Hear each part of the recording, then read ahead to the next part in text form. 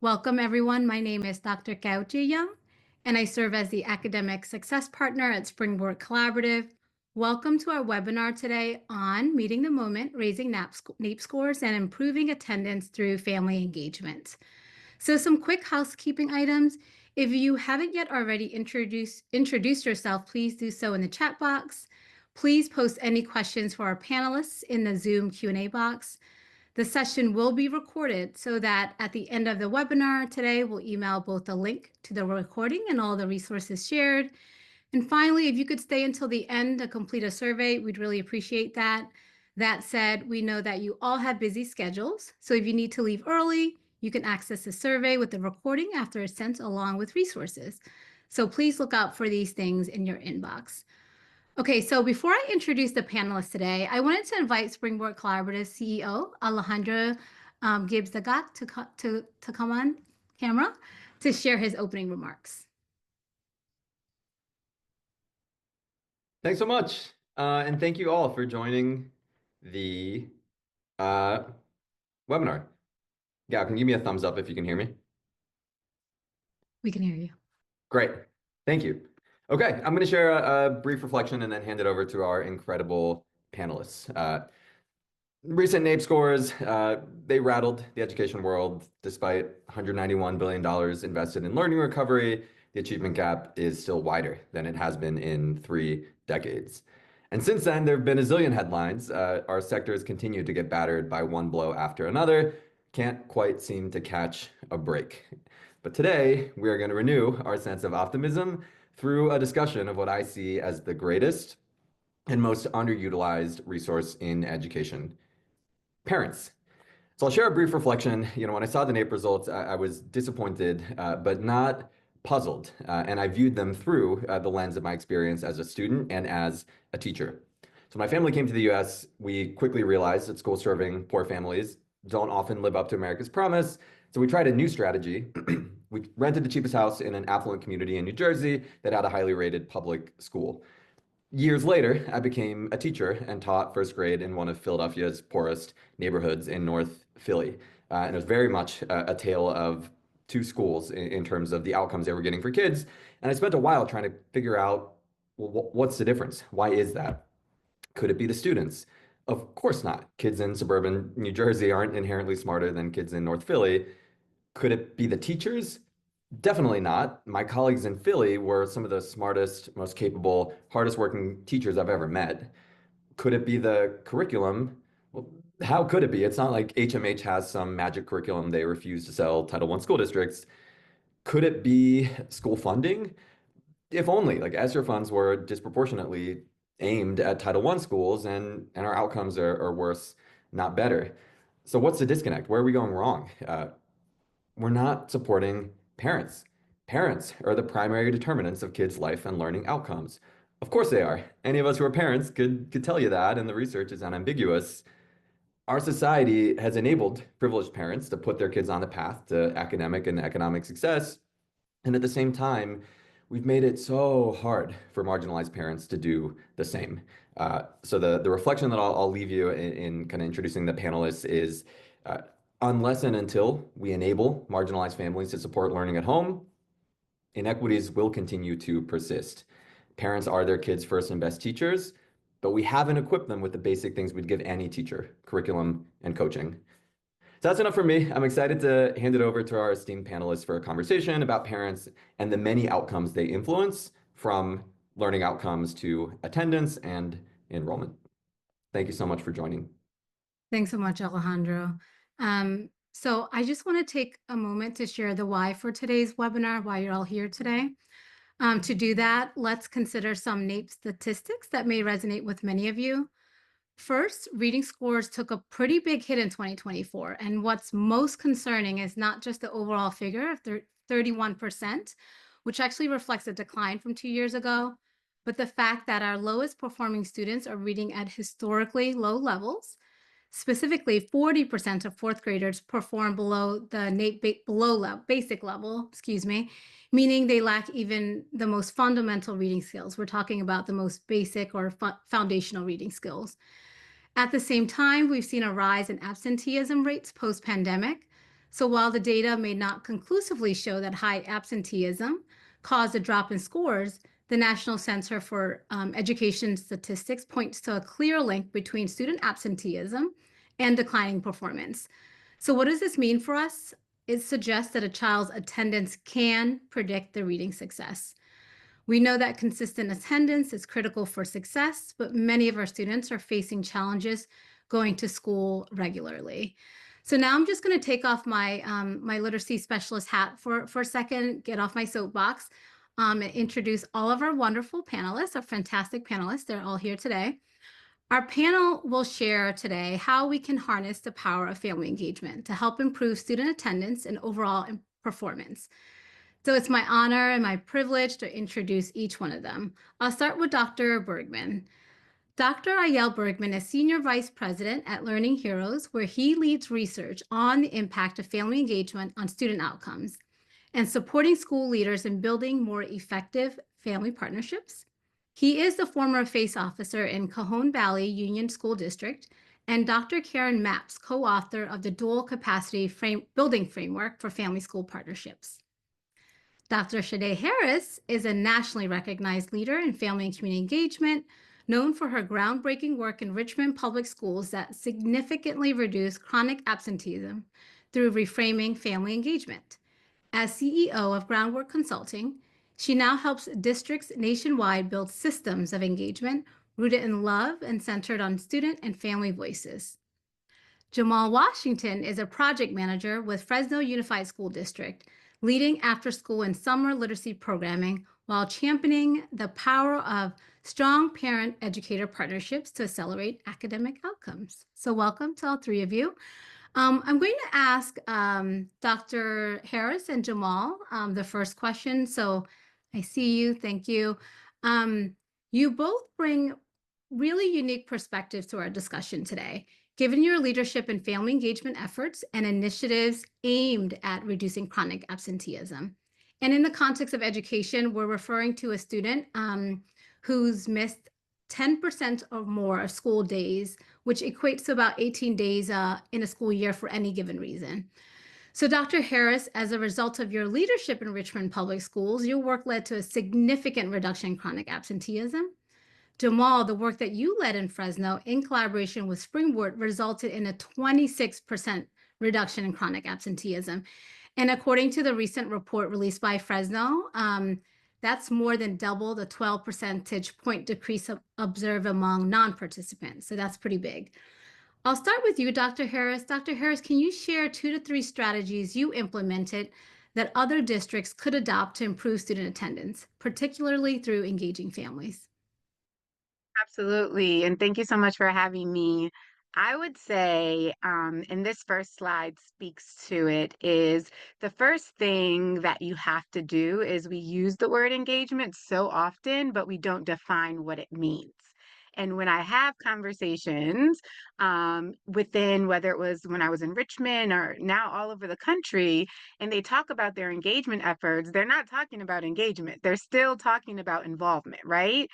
So I think to be clear with involvement being something that you are very much leading with your mouth, you're telling families this is how you can contribute and maybe very well intentioned, but you're not leading with your ears, right? You're not leading with the hopes and dreams. What are parents and families thinking about? What are they worrying about? And then building a system based on that. You're telling them this is how you can contribute. These are our needs. These are our goals. And then you're inviting them to something you've already designed, right? So in that model with involvement, it's very service oriented, right? Like we are here to serve. And some people may say, what's wrong with that? This is service, right? Now, with authentic engagement, service is good, but your goal with authentic engagement with families, the key strategy, y'all, is partnership. That's what we want to work with. work towards. So the difference between service and partnership is with partnership, I actually have to share power with families. And that's where we get a little like frozen. Like we want you, we want to involve you, but in terms of sharing power, sharing resources, co-creating, we got to draw a line. And that's where we have to move past that, because it has to be about making sure our families feel valued, seen, heard. So we have to lead with our ears. And then when you do that, or how you do that, you start by honoring them, right? You honor the history of families. Sarah Lawrence Lightfoot says, parents enter the school building not just as individuals, but as representatives of their families, their histories, and their aspirations woven into the tapestry of their children's lives. So a strategy to really build meaningful relationship is you honor the wisdom and history that families are already bringing with them, right? They're not coming as individuals, they're bringing that rich culture, resilience, and power that has already been there. So to be able to start by honoring that, by acknowledging harm that may have been done, that's going to be your path to not just healing, but building strong relationships. And then lastly, one of the things we did in Richmond is we built an engagement dashboard. So I can tell a powerful story about our engagement efforts because we tracked it. So I would say being able to track your engagement, tracking those high impact strategies you're trying out, that allowed us to see that correlation between our decrease in chronic absenteeism and our increase in high impact engagement strategies. And when I say high impact, I'm talking about high impact on student achievement. We had been doing some engagement, but it had very low impact on student achievement. So that shift and then tracking it, we were able to really, really tell our story. Thanks so much, Dr. Harris. I just want to highlight a couple of key points before I ask you, Jamal, to respond. The first is that your attendance strategy really centers around families. Richmond Public Schools, you shifted family engagement from, and I've heard you describe it this way, like as an afterthought or as an add-on to a core component. It is the thing that is essential to teaching and learning. And that's truly evident in the technology that you're showing. You use the technology to track attendance, engagement, and communication. The other thing that I'll just lift up because it is something that I appreciate is that the district really focused on building strong relationships. I mean, all the way down to the tracking of home visits, which I know is really hard to see in the screen, but Richmond Public Schools, track the number of home visits, and that was a metric that they really cared about. So I really do believe, and all of Springboard believe that when students aren't showing up and families aren't engaging, it's not just an attendance issue or an engagement issue, right? I think it fundamentally comes down to a trust issue. So thank you for that. Jamal, I see you. Before I ask you the same question, could you share a few insights about some of the outcomes you saw recently in Fresno Unified?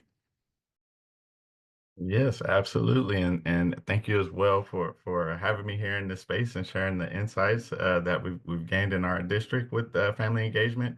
I want to piggyback on a lot of what Dr. Harris shared because it's absolutely true for what we're doing in Fresno Unified.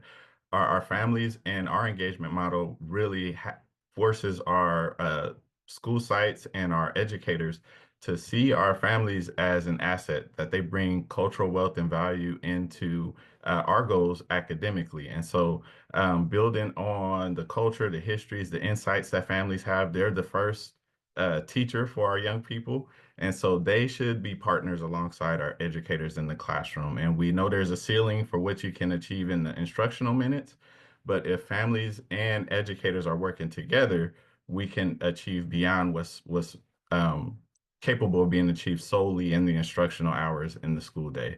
And for our program, even solely beyond what we can supplement in the after school hour or in the summer programming schedule. So those partnerships are critical in moving the needle in terms of our outcomes.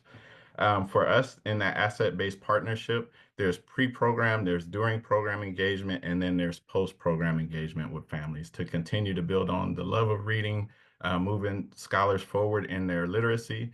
In the classroom, it challenges our educators to think about the ways to build into instruction. And so they start with social emotional learning and affirmations before going into literacy. And so opening up the mind to know that the educator in front of me, the adults around me are a village of support, and all of them love me, from my educator to my family, and they're all supporting me in that direction.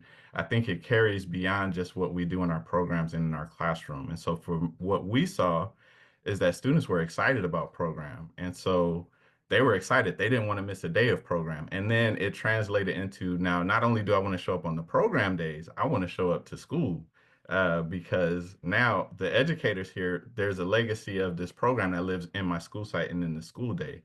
And so that translated into what we were seeing in terms of our transformation with attendance outcomes and patterns.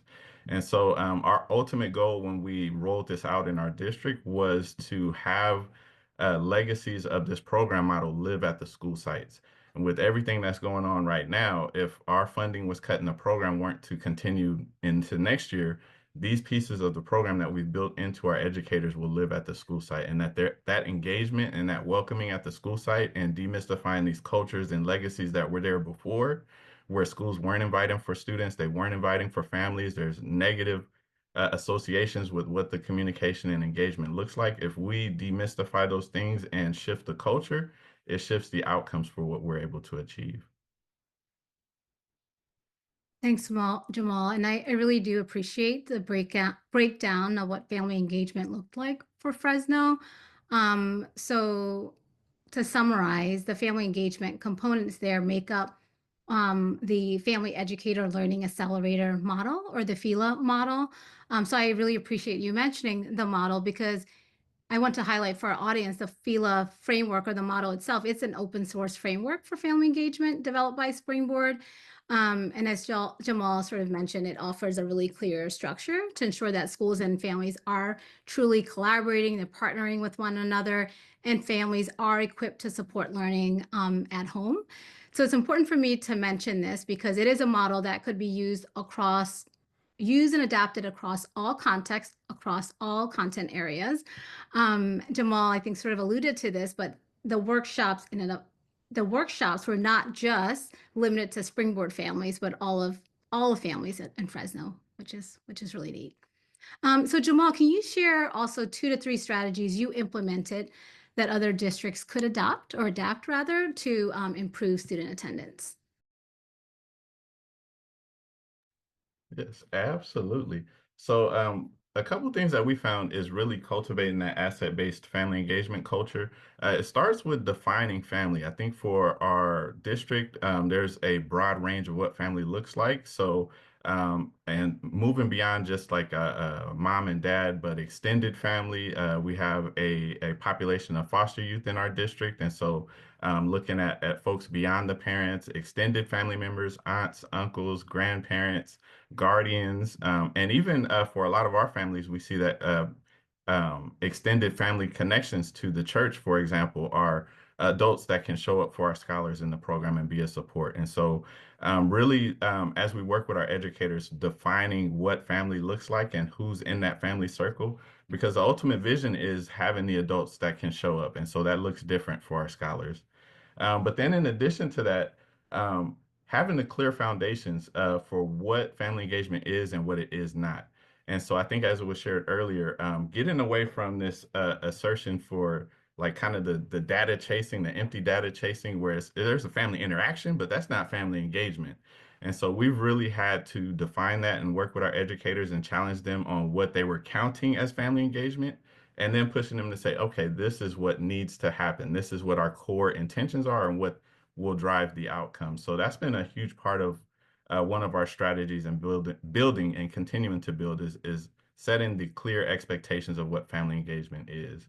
And just knowing that the empty data of an interaction versus engagement doesn't achieve the optimum results. So when we look at what outcomes look like at school sites and what they're doing, we can see the difference in this is the engagement that they captured or say that they captured, and here's the outcomes. And we can see the difference from the fidelity of engagement and when we've cut some corners just to kind of capture some data, some empty data. And then finally, leaning into the creative means. So we know for a lot of our families, we've had to think outside of the box for engagement. We've had to use virtual and hybrid options for engagement.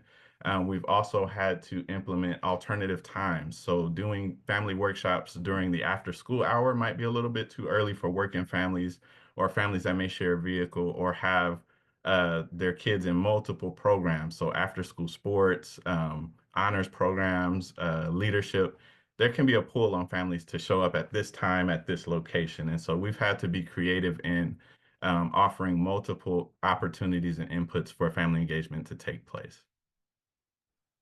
So chasing down, I love this phrase, chasing down um, data points that actually capture engagement and not involvement, going back to the distinction that Dr. Harris shared between family involvement and family engagement, and not chasing down empty data points, which I appreciate. You also talked about a little bit about assets and affirmations, which I think is just a really great reminder that we don't always have to start with like really big, high level ideas. We can begin with what we have right now, right? And what we have are words. We can use our words to affirm our families so that they feel safe, they feel loved, they feel valued and heard. And that's just like a really important steps that we can take to build trust, and in some cases repair trust as well. So thank you, Jamal. So beyond improving attendance, so this is a question for you again, Dr. Harris and Jamal. The initiatives you've both led or managed resulted in improved academic outcomes. So can you two discuss the connection between your family engagement strategies and student achievement? What specific approaches help strengthen the link between home and school that then contributed to higher reading scores and likely higher NAEP scores as well in your districts? So we'll start with you, Jamal, first, and then we'll have Dr. Harris respond. Yes, I think building on the love of reading in our young people is really important. And so we've been really mindful of what kind of text we put in front of our scholars. There's an excitement. A lot of times when I go to the school sites, I take a couple extra copies of books and place them in the hands of our scholars. And the excitement that they have when someone sees them, hands them something, this is for you. And the next time I see them, we're able to talk about that text. And I've had a student tell, oh man, she looks like me. And man, that hits you right in the heart. But that's something that stays with the scholars. And so at the end of program, without looking, sometimes I look and just want to know, how did this student do? And the reading that they were able to do outside of the classroom time is phenomenal. And so that early love and those early things that we can do to build on the love of reading, I think is the takeaway. And our families are going to have the knowledge of the scholars as well. They know what's going to push the buttons for our scholars. So when the families know, and there are partners in that family engagement, whether we're in the workshop space or it's the educator connecting with the family to talk about how can we move this forward, those same strategies and those things that we can push in to keep our scholars doing the work and building towards the goals has been something we've tried to lean on at each school site, and doing so in a unique way, because each scholar is going to be a little bit different. But when the adults around you are all pushing for the same thing, and our scholars can see that it's centered in love, it really, really has been effective in our district. So even for myself, I'm not in the classroom, but I'm at the school sites. I know our students look up to me and they're excited. Oh, that's Mr. Washington. And I try to just always give them my affirmations when I see them, hand something to them, and then encourage them. So I recognize that I'm part of the village as well. And so that's kind of the culture we want to build on. And we see that it's leading to growth in literacy. We see a lot of our students who are achieving phenomenal things in terms of their iReady scores. But we also see the number of books being read is increasing every session. We see the family book logs families are turning in. They're reading a ton of books at home. And we see the attendance. That was the surprise. Our data analysts looked at attendance because it's on our district's radar. What are we doing? What's working to improve attendance? And that result punched me in the chest. I didn't anticipate that was going to be a correlation, but it did for our students who did program versus the non-participants. More than double the non-participants, Jamal. Yeah. So thank you for bringing up that data point again. Dr. Harris. Jamal just had the visual of like you handing the book to the student. So I'm kind of in my feelings right now, but that's beautiful. And that's what happens when you have really strong like practices, right? Because the reality is, in Dr. Bergman and Dr. Mapp in the dual capacity framework, they talk about the challenges of engagement. And one of them being we haven't seen really good examples of what it looks like. And people haven't received training on it. So I think just like that example not only gave me the visual, but it's such a good strategy. And when I think about the correlation to academic achievement, we have to have the strong strategies, but it has to be baked in a system, right? So one of the things in Richmond, even having the role of a chief engagement officer, by proximity, gave me access to decision-making power and allowed me to make sure that engagement just didn't live in the office of engagement, but the role of the office was to make sure that it was embedded in all of teaching and learning. And so often we may say that, but our systems don't reflect that it actually is happening, right? Our habits don't reflect that it's actually happening. So if we say, right, we love our children, we have to love them in the systems and the structures that we build and make sure that it's embedded in every chief, every assistant soup. They know, okay, what is my responsibility as it relates to engagement? It has to be integrated. And so often we just haven't built a system where you can allow for that integration. And then I think, secondly, that professional learning, we haven't seen good examples. So even the idea, like there's 50 years of research that shows that strong family school partnerships lead to better academic outcomes, higher attendance, better graduation rates.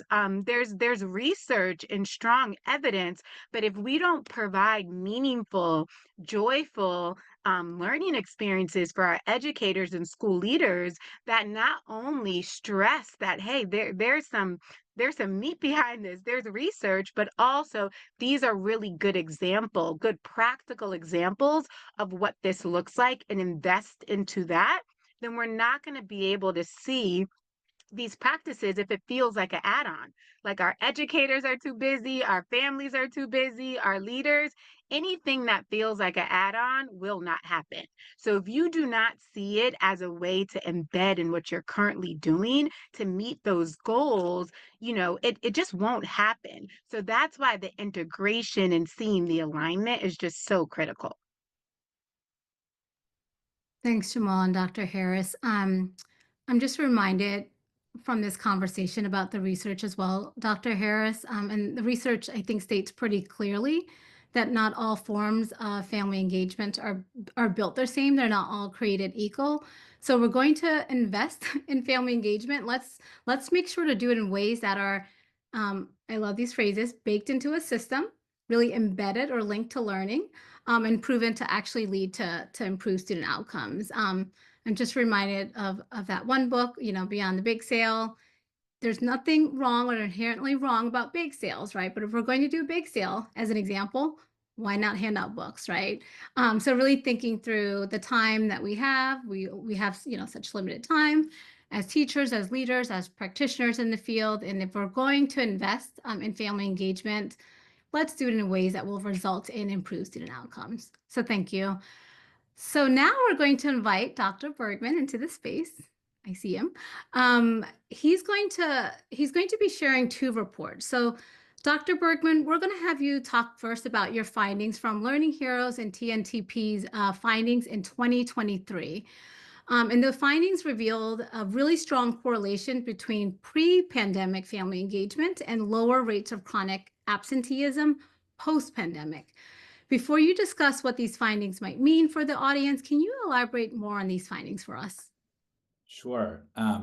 Before I do, I just have to say this has been wonderful, just hearing Mr. Washington, Dr. Harris. I really appreciate the space, and I've been a long time fan and supporter of Springboard. So I'm really pleased to be here. And just on a personal level, hearing Alejandro's story at the start is really important. I also come from a Latino immigrant family. I was an English learner when I started school, and my parents also hustled to put me out of my community into a better school. So I think we need to share our stories with each other and hear and center our leadership in our own personal journeys. And I was really grateful to hear that even in this space, or especially in this space. A little bit about the study. I'm really a practitioner at heart, so I'm going to put on my researcher hat too. But this study was done in partnership with TNTP and in collaboration with Dr. Karen Mapp and Todd Rogers at Harvard. It stems from a hypothesis that we had that I'm sure many of you had, which is in March of 2020, when schools shuttered, we predicted, the hypothesis was that those schools that had stronger relationships with families were going to be a little bit better equipped to withstand the disruptions. And so this study was designed to test that hypothesis. And so we actually, before we launched the study, we did a whole series of in-depth interviews with scholars and FACE practitioners to try to identify the best data source for a large quantitative analysis. And we quickly realized that bar none, the best data source comes from the state of Illinois, where the 5 essentials is a teacher and parent administered survey across all schools in the state. There's 3,000 plus schools. And interestingly, Illinois is actually a very useful state for a statewide analysis because it's actually the most demographically representative state in the country.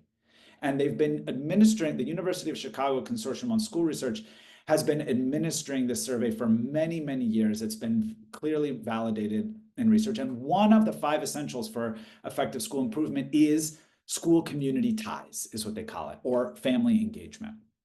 And because there's so much publicly available data, and it's such a large data set, what we were able to do is to basically compile a data set that includes all 3,000 schools in the state and control for all kinds of variables, for poverty, for race, for a whole host of school and community characteristics.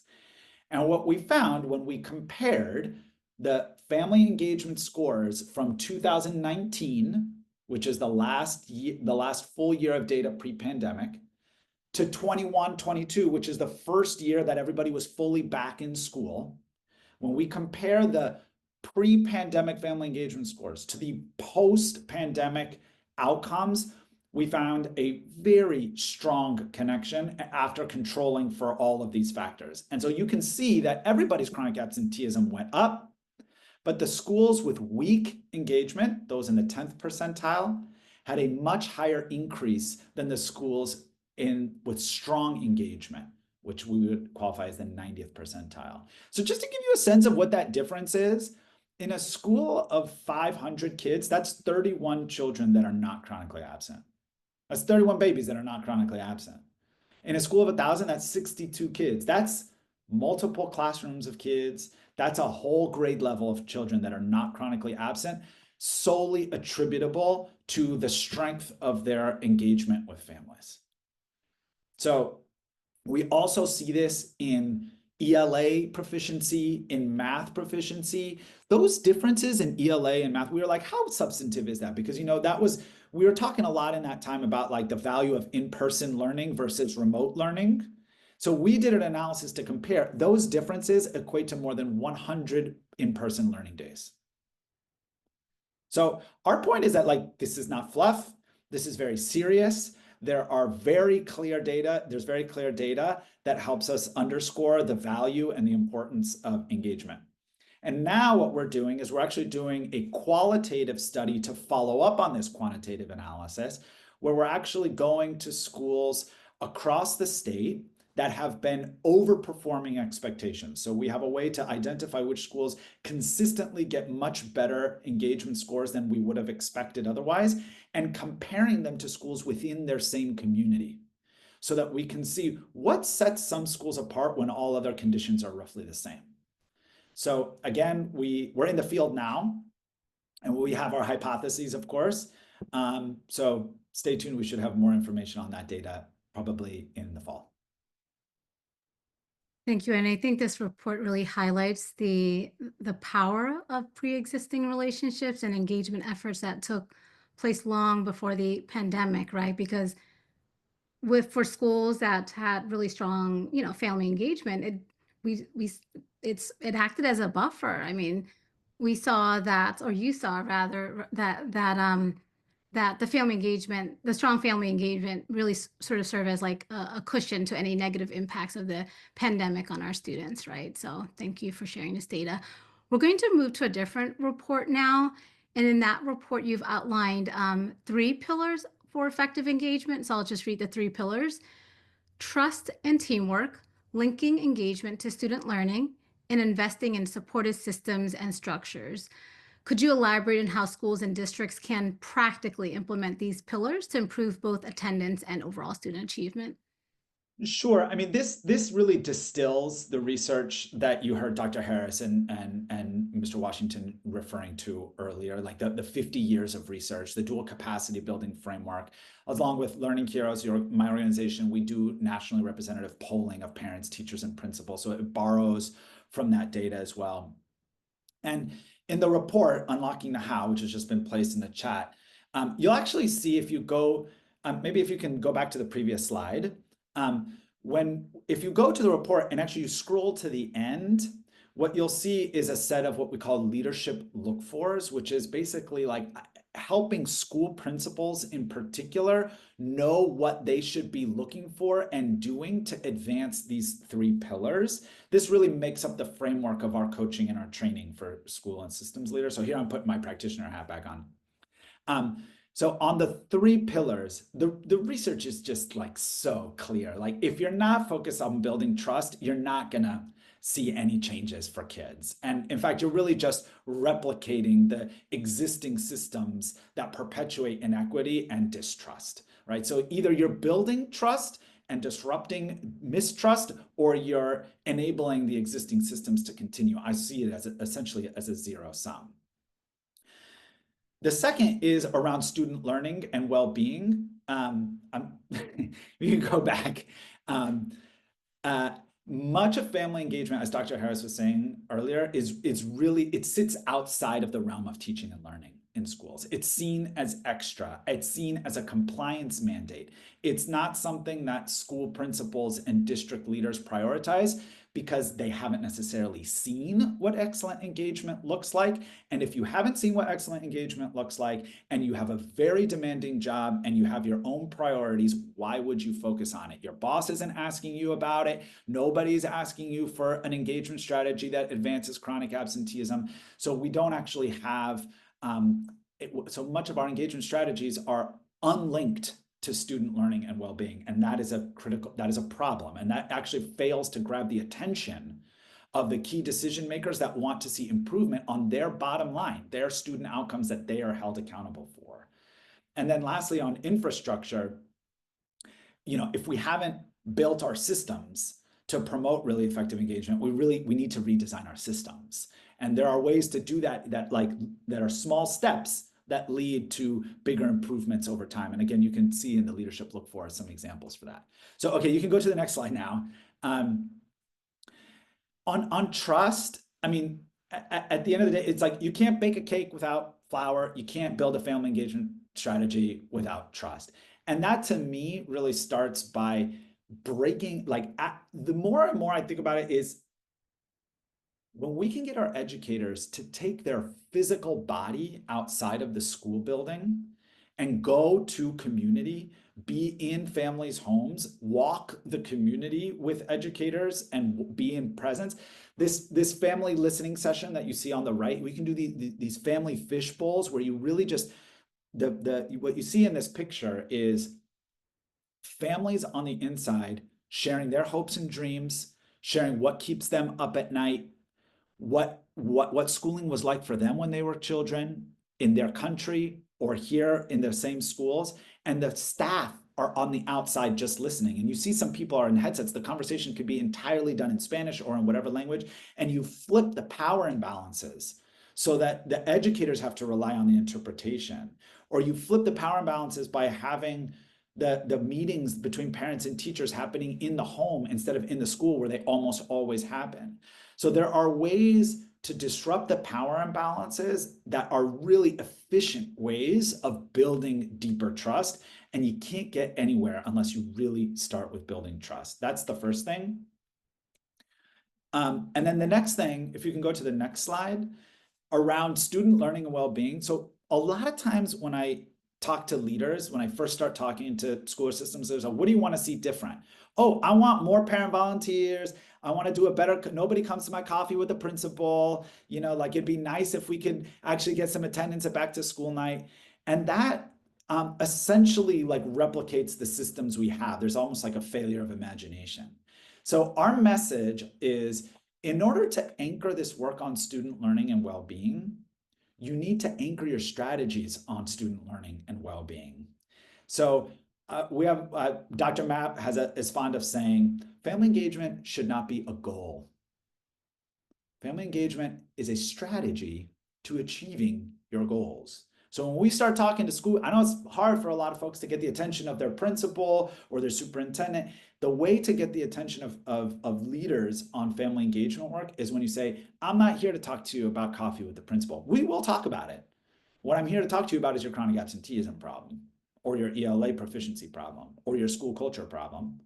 And empowering family partnerships as a central strategy for addressing those things that already keep leaders up at night is a way to engage them, and it's a way to also advance family engagement in a way that actually makes a difference for kids. I do think this report, the one that Jocelyn dropped, the one that Dr. Bergman just shared, Unlocking the How, really drives home what Dr. Harris and Jamal shared earlier.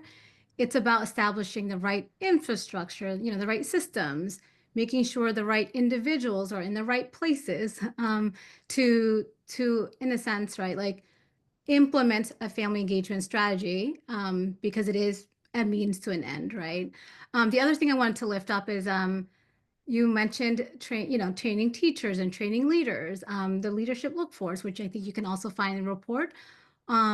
These are all things that need to, people need to work together to build these solid, really solid family school partnerships. It's really not enough to have just one or the other if you want to see results, right? Infrastructure, right? Systems, right? People in the right roles.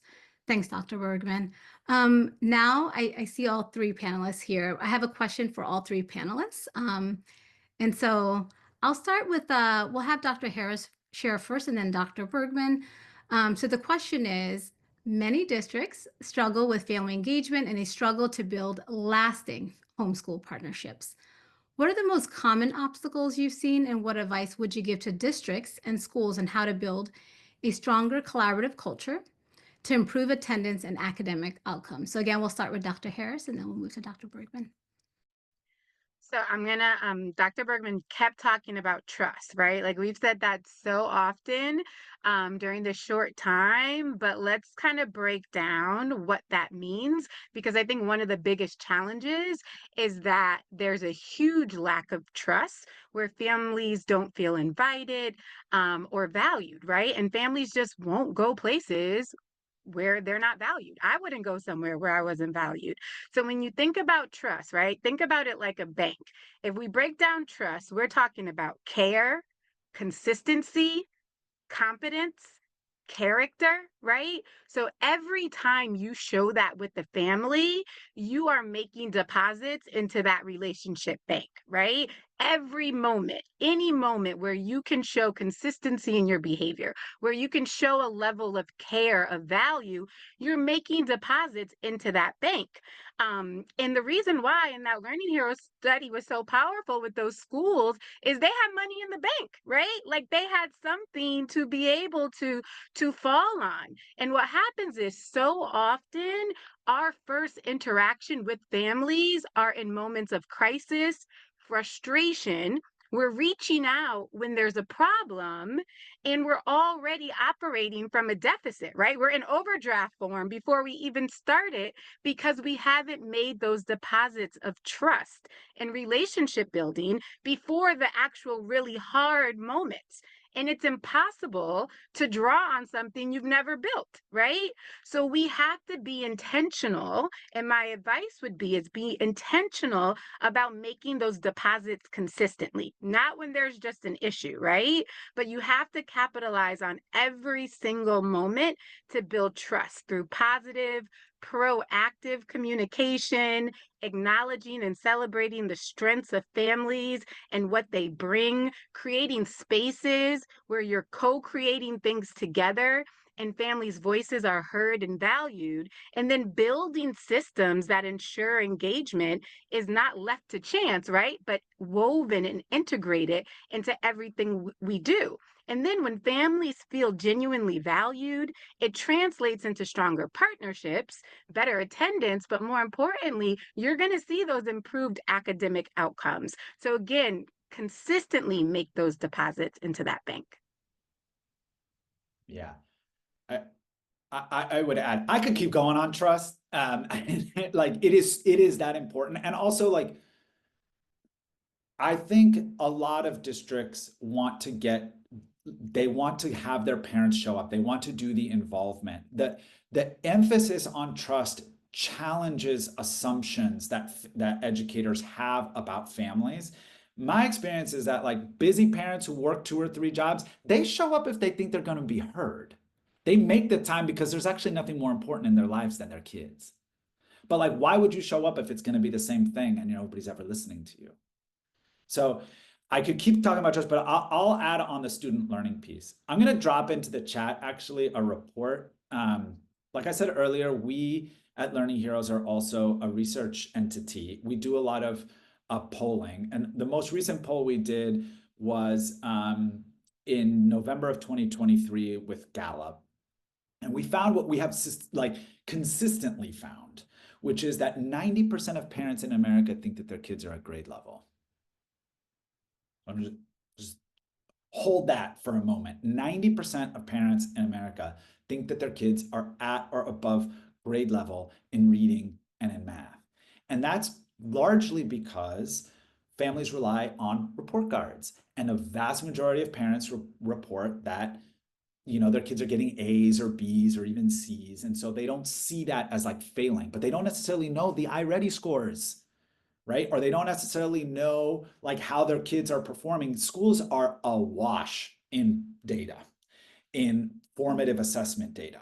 You use it. This is what I love about Springboard. You guys collect formative assessment data and you share it with families. Like families are problem solvers, but they can't solve a problem they don't know they have.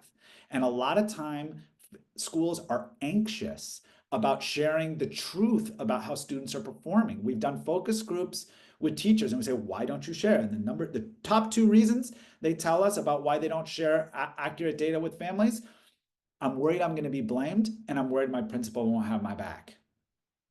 We don't have systems to support principals to support their teachers, and teachers are anxious because they haven't had that training and that support to be able to work more effectively with families. But when you do when we're going beyond the bake sale, why don't we bring a book? But let's also like bring printouts of the iReady scores so that parents are actually know how their kids are doing, because then they can be activated to do so much more at home if they actually know the depth of the challenge. And very often my experience is that families, not only they deserve to know the truth, there's an ethical imperative to make sure that families are truly informed about how their kids are doing in school, but they're very often activated at that point. So if you have built, but you can't do that unless you have built relationship. So the relationship work comes first. You have to build the deposits, because then once you have the deposits, you can turn to someone and you can say, let me explain to you why it's really bad that your baby misses a day of school a week. Let me explain to you why that's a problem. But you can't have that conversation unless you've built a relationship first. Thanks, Dr. Berkman. And Jamal, we'll have to just invite you back because we're going to move to the panel spotlight, so I apologize. And please share your thoughts in the chat, because I'm mindful of time. I'm going to move us along to our introduction of Jess Sobin. So wait for Jess. I think she is here, so I'll just introduce Jess. Jess Sobin is the High Impact Tutoring Director at OSSE, the Office of the State Superintendent of Education, which is DC State Education Agency. So in this role, she leads OSSI's initiative to expand access to high-impact tutoring for at least 10% of DC students, with a focus on those who are furthest from opportunity. Jess brings a unique bird's eye perspective on state level initiatives. So given the recent publication of the National Student Support Accelerator School Year 23-24 report on OSSI's high impact tutoring initiative, we're delighted to provide a more in-depth spotlight on her as she shares insights about the research on high impact tutoring and its relationship to chronic absenteeism. So Jess, can you share more about these findings from SSA on this initiative? Yes, absolutely. Hi, everyone. Can you hear me okay? Great. As Gal said, I'm Jess Sobin, and I'm so honored to be here and asked to join you today. I've learned so much from the previous panel, and as a parent, I have to say, Dr. Bergman, I love the idea of getting an iReady score of my child at a bake sale. It's a great idea. But I am very excited to talk to you about another approach to addressing absenteeism issues, which are certainly a challenge in Washington, D.C., as they are across the country. As the panelists have said, family engagement is so crucial to addressing absenteeism, but also we have found really exciting research that shows us that an evidence-based form of tutoring that we call high impact tutoring can also be a key lever to students attending more school. So I'm going to share a little bit more about our high impact tutoring programming in the District of Columbia, and then what we learned about it in relation to attendance. So in DC, we invested a large pot of funds in high impact tutoring, which is an evidence-based, as I said, form of tutoring. It is a tutoring that occurs either one-on-one or in very small groups, so at 4 students or less. It's tutoring that happens over the course of many consecutive weeks, multiple times a week. So it's a really intensive form of tutoring. And it's the type of tutoring that we know that well-resourced families have turned to support their students for generations, and that many under-resourced families don't have as much access to. So that was a goal of our program, to equitably scale this resource. And the intention was to accelerate learning for students. But what we found is that it had many other benefits too. So maybe we can go to the next slide, and I can share some of those. We were able to, in DC, reach more than 10% of our students, which was our original goal. And the vast majority of those students are students who identify as economically disadvantaged. And I think this map really depicts the progress that we've made.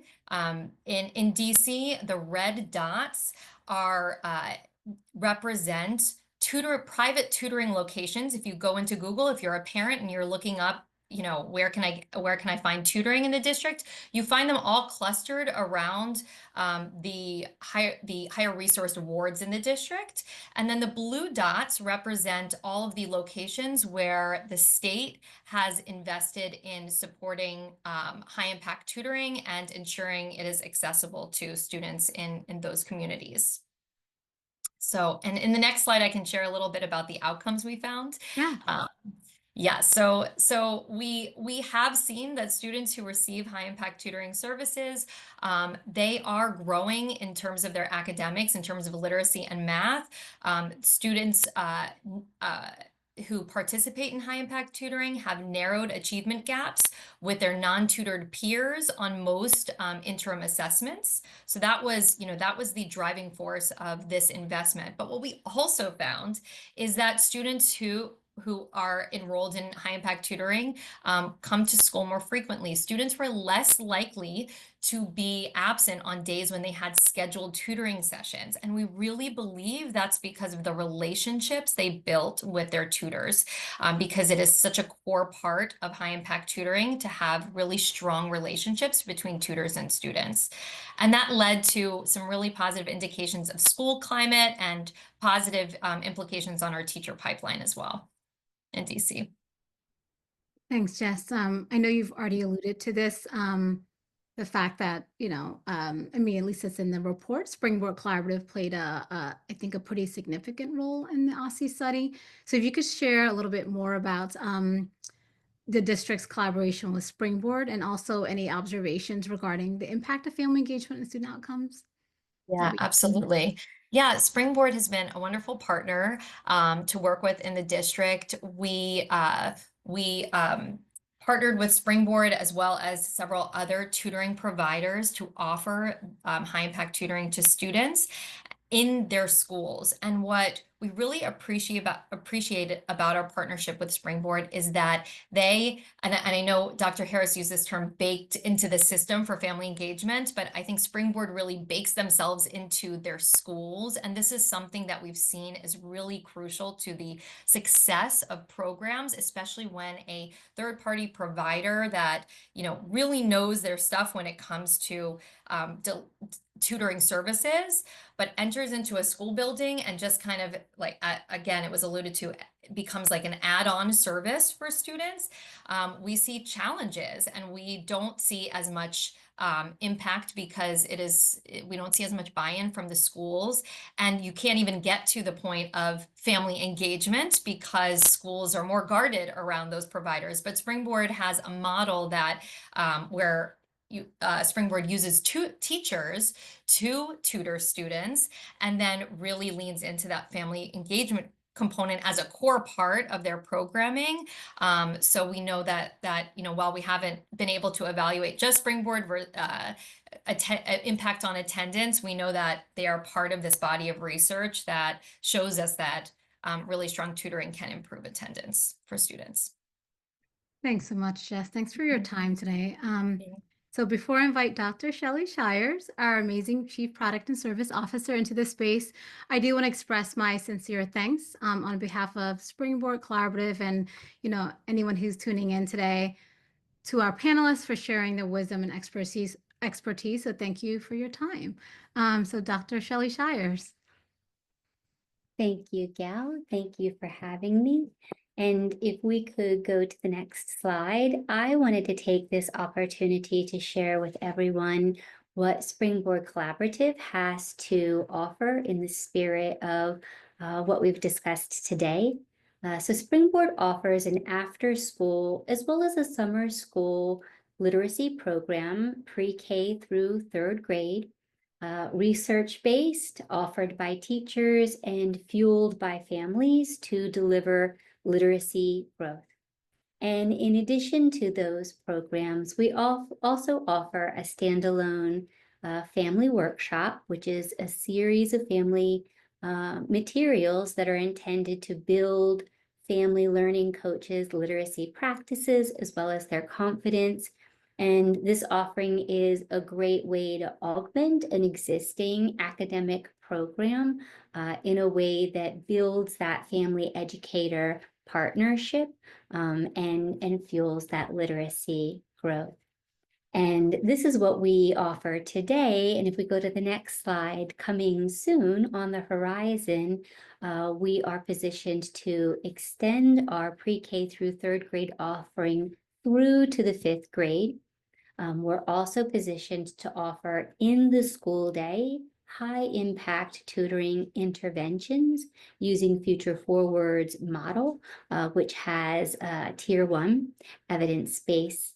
And then speaking to Dr. Berkman's 3 pillars, continuing to build upon that trust, alignment with the student learning and building the infrastructure. We also have a number of features that are going to make our family enablement stronger. This includes a standardized set of family learning objectives, as well as workshops beyond the kind of time-bound physical workshops, so that we can meet families where they are and ensure that they have an opportunity to participate in their students' growth. And we're also offering workshops that are really much more hands-on, with opportunities for practice and opportunities for the educators to be able to give really targeted feedback to families so that they can take that home and they can build their build their students' impact and success. So back to you, Gout. Alejandro, with his closing remarks. Thank you. Thank you. What an incredible conversation. Thank you so much to everyone for joining. Thank you particularly to Mr. Washington, Dr. Harris, and Dr. Bergman for sharing your wisdom, sharing your insights, sharing your experiences. So I'll close just with the quickest reflection and an announcement. The reflection is just in summary, you can draw a straight line from family engagement to attendance, reading proficiency, and longer term outcomes like high school graduation and economic mobility. Families are the biggest influencers of the outcomes we care about, and no one cares more about those outcomes than parents. When parents and teachers work together, the achievement gap finally becomes a solvable problem. And that potential lives within every school and district in the country. We just need to unlock it. So with that, I encourage you to continue the dialogue to explore some of these proven methods by reviewing various resources that were shared in the chat, including the white paper, Driving Attendance and Academic Success. Stay tuned for future webinars. If you enjoyed today's conversation, this won't be the last. And please stick around to complete the survey. We're very eager to hear your feedback. This is the first of many, and we want to continually improve the space. Thank you so much, everyone. Have a lovely day.